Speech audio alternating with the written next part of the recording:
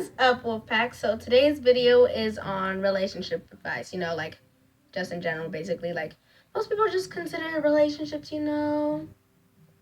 like boyfriend, girlfriend. For me though, it's a mother, daughter, mother, father, husband, wife, father, son.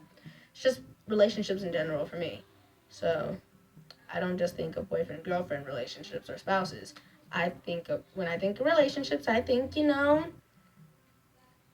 people that brought you into the world, the people that you're raised with and stuff like that. So relationship like that. Without further ado, let's get on to the video. Shout out to E.Am for requesting this on my video about my last 2 videos ago. But so,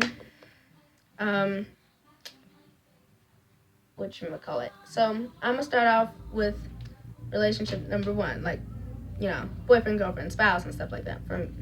So if you need advice for that, it's weird because single people, includes me, single people end up giving like way better advice than people that are already in a relationship, which is very weird, but it's true.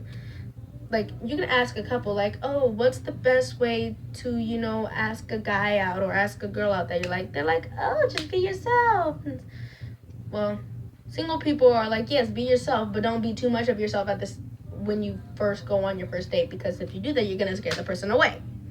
So what you want to do is go to something fun for, like, your first date, like bowling, or don't go to the movies. That's more of a fourth and on date. For your like first 3 ones, you want to do something with like a group of friends, like go bowling, you could go to the movies with your friends, but go to the mall, go to the beach and hang out, but don't do the nasty. That's not what we want on the first date, that after marriage. You also have to try to get to know the person you're dating and stuff, talking to, and it's better that way. You know, what's their interests and what's my interests, and I want to try some of their interests that they like. You could be like a not really typical sports person. Like for me, I don't really have a favorite football team, but I do love playing football. I love playing football, but I don't have a favorite sports team. Well, football team. So like if your boyfriend or your girlfriend's team is going up against like this other team, you want to cheer your boyfriend's or girlfriend's team on, because it's your boyfriend and girlfriend and supporting them. So yeah. Relationship number 2, a parent-child relationship. Now this one is a little easier for me to explain because I am a child and my parents are in the house, but I'm not gonna have one of them come in here. But so for me, it's easier to explain these. Like, okay, so imagine your mom walks in and she's all like, oh, can you clean your room? You're like, okay, yeah, just once. And you say, oh, just give me a minute. And they're like, okay. Next thing you know, 2 hours later, they come in and you haven't cleaned the room and you're taking a nap. And they're all like, didn't I tell you to clean? Well, it depends on the people too, because my mom is black. And so when I was little, if I didn't clean my room, I got butt whooping. So to this day, it still hurts when I sit down. But so yeah, for me, advice for getting along with your parents to make your relationship better with them is to actually listen to them. Now there are some things that they will tell you that you probably don't want to do, and well, for me, I'm a Christian. I would ask God if that's what he wants me to do. And if he doesn't want me to do, I'll tell my parents, hey, I don't want to do this because I'm feeling like God's telling me it's not what he wants me to do. So they'll be like, oh, okay. But like, if your parents are telling you to do the dishes, do the dishes. That, everybody knows that God's going to be telling you, do them dishes. And so, yeah. And then also, if you just really want to like get along with your parents, even if they're like, if your parents are abusive, that's when it's gone too far. But like, if your parents aren't, they just yell at you, you want to like try to calm down first and like not fully go into like a full-blown argument, basically. It happens in my family a lot, but no, I try. Yeah, I try. It's just hard, you know. Relationship number 3, the friendship. I'm so weird. But so for friendships, for me, it's kind of, I'm going to use a quote that Vin Diesel said in Fast and Furious franchise. I don't have friends. I've got family. And see, my friends become my family. Like, they start off as friends, or like they start off as acquaintances and friends. And so, as I get to know them more, they start becoming more family, unless they're, like my second best friend who became my crush. That's a totally different story. But yeah, most of the time, most of my guy friends do become like brothers to me, because I only have one actual brother who I've never met. And some of you guys know this about me, some of you don't, it's fine. But so this is why I usually, plus I'm more of a tomboy anyways. Sure, I can paint my nails and wear makeup and stuff, but I'm a tomboy. So like I got along with guys more than girls, because most of the time girls were like, oh my gosh, like Zac Efron. I'm like, sure, that's how I am kind of in my head with like celebrity crushes and stuff. But when I was little, I was like, no, how about we just focus on like less of their looks and how they play basketball, like Zac Efron, High School Musical. And they're like, his looks. I was like, you got, okay. But so I'd get to talking with the guys, and they'd be like, oh, you want to go play around b-ball? I'll be like, yeah. And some people think b-ball is baseball, which I understand, but most people say b-ball for basketball. If you say b-ball for baseball, then you're a really weird person, which I'm not judging, because I'm really weird too. But so yeah, and so like there's my very best friend Jocelyn. She's been in a video, 1 or 2 videos on here already, and I love her. I just love her to death. She is more than my best friend. She is a sister to me. She is my honorary sister, always has been and always will be. Like literally the day I met her, we became best friends like that. So yeah, and I can walk to her house now. I'm happy about that, actually. But not only that, I've gotten her through tough times, and she's gotten me through tough times, and it's really great. I believe this is the last relationship I'm going to talk about.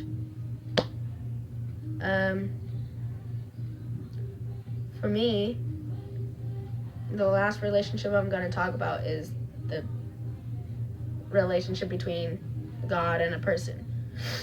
Because see, God is the Heavenly Father, and without God, I know nothing will exist. Or, yeah. So, having a relationship with God is, if you don't have a relationship with God, none of your other relationships could work. So this is what my old kids ministry pastor, was like an uncle to me, used to say. He said, if you don't have north and south, you can't have east and west. So he's like, make your north and south work in order to get east and west work, because it's not going to work if you don't have your north and south, if you don't have your relationship with God.